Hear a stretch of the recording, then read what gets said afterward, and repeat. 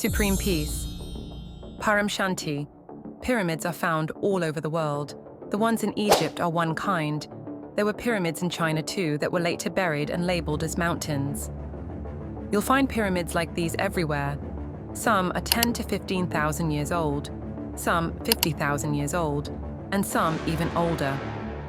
There was a pyramid technique used to harness Earth's gravitational force. When the first pyramids were built, their triangular form drew gravity from the Earth and generated electricity from below. When a craft needed to depart, or when one was arriving from the second, third, or higher worlds, a signal was sent from above. That craft generated power and transmitted the signal.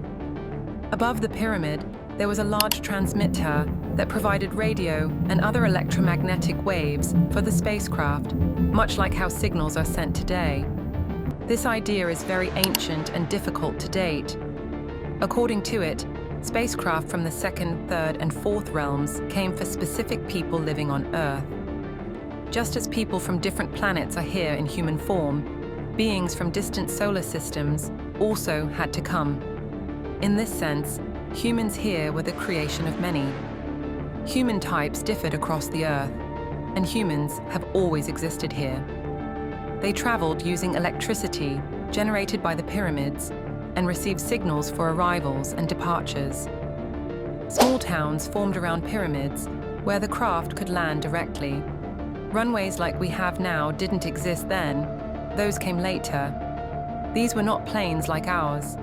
They operated on anti-gravity, on the air element, and would land directly in each locality. Each area had its own pyramid to send signals to its creators or guardians through different channels. Signals went to the beings above, and as soon as a need arose, someone would respond. There was a constant coming and going from other realms.